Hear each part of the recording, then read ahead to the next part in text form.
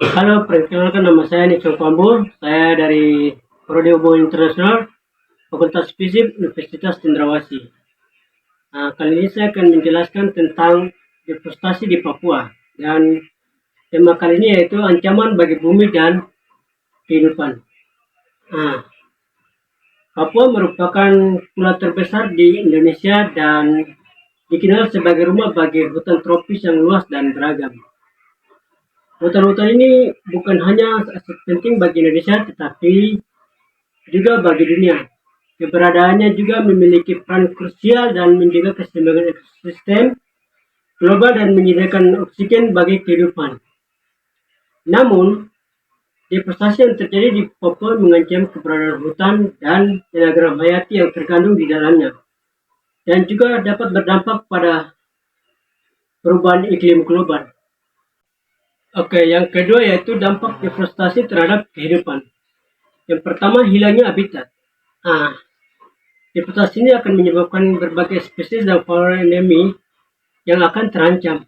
Contoh yaitu burung cendrawasih, kemudian ada kanguru pohon, kanguru kuskus. Ini akan kehilangan tempat tinggal dan sumber makanan karena efek dari deforestasi itu.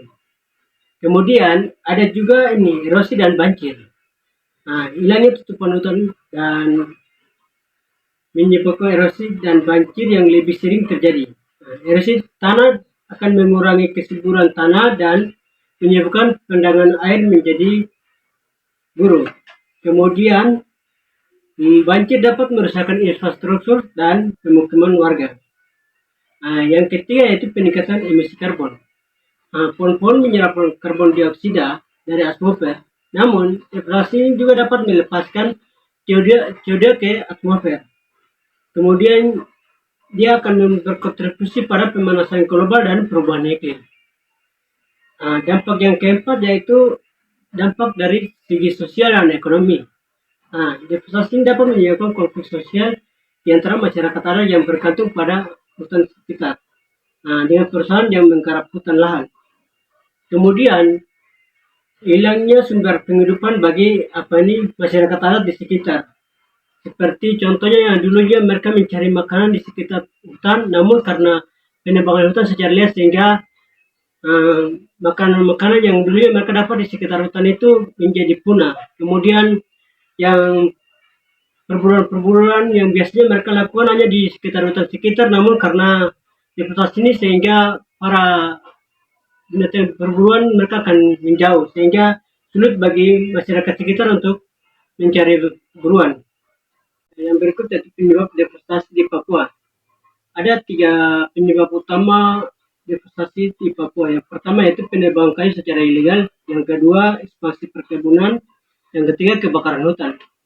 Untuk penebangan kayu secara ilegal ini salah satu penyebab utama deforestasi di Papua karena memiliki keuntungan besar, dan pedagang kayu juga mendorong banyak pihak untuk menebang pohon secara ilegal tanpa mempertimbangkan lingkungan sekitar dan keberlanjutan hutan tersebut.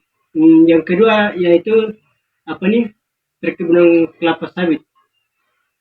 Nah, ini sering menyebabkan deforestasi besar-besaran di Papua. Spesies perkebunan ini sering kali dilakukan tanpa izin dan tanpa mempertimbangkan dampak lingkungan dan sosial. Yang ketiga yaitu kebakaran hutan. Kebakaran hutan dapat disebabkan oleh aktivitas manusia seperti pembukaan lahan dan untuk membersihkan lahan. Kebakaran hutan skala besar juga dapat menyebabkan kerusakan hutan dan yang luas dan melepaskan emisi karbon. Kita akan melihat contoh kasus deforestasi di Papua. Yang pertama yaitu di tahun 2019 di mana PT Putra Mandiri diduga terlibat dalam penebangan hutan secara ilegal di Papua. Perusahaan tersebut diduga karena menebang hutan di kawasan yang dilindungi, termasuk di dalam konservasi hutan yang diperuntukkan bagi kegiatan pertanian. Kemudian yang kedua yaitu di tahun yang sama di 2019 ada laporan Greenpeace merilis laporan yang menyoroti dampak negatif deforestasi dan perambahan lahan di hutan perkebunan kelapa sawit di Papua terhadap lingkungan dan masyarakat di adat setempat. Ekspansi perkebunan kelapa sawit di Papua sering tidak memperuntukkan dampak lingkungan yang serius, termasuk degradasi habitat. kemudian hilangnya keanekaragaman hayati serta konflik sosial dengan masyarakat adat yang bergantung pada hutan dan kehidupan mereka. Kemudian hutan Papua juga memiliki peran penting untuk mengatasi perubahan iklim. Di antaranya yaitu peran dalam perubahan untuk menyerap CO2 dari atmosfer dan membantu mengurangi efek rumah kaca dan pemanasan global. Selain itu, hutan Papua juga dapat membantu mengatur siklus air dan suhu global menjadi stabil. Kemudian hutan berperan penting untuk mengurangi risiko bencana alam seperti banjir dan longsor. Dari berbagai macam permasalahan yang terjadi di hutan Papua, ada solusi yang bisa mengatasi deforestasi di Papua, yaitu satu, penegakan hukum. Ini sangat penting sekali, karena hukum ini akan melindungi hutan-hutan yang ada di Papua, di mana para penebang ilegal ini bisa diatasi. Kemudian perusahaan-perusahaan yang secara ilegal masuk menebang pohon ini bisa dikurangi. Kemudian yang berikut itu bisa mengembangi ekonomi berkelanjutan. Solusi yang kedua yaitu mengembangi ekonomi berkelanjutan. Ini mendorong pengembangan ekonomi lokal yang ramah lingkungan seperti pariwisata berbasis alam, kemudian agroforestry, kemudian kehutanan sosial. Yang ketiga yaitu peningkatan kesadaran. Untuk mengatasi deforestasi di Papua ini perlu kesadaran. Peningkatan kesadaran sangat penting bagi hutan-hutan di Papua, karena ini dampaknya terhadap lingkungan dan kehidupan kita di muka bumi. Jadi perlu meningkatkan kesadaran kita. Kemudian yang berikut yaitu kemitraan dan kolaborasi.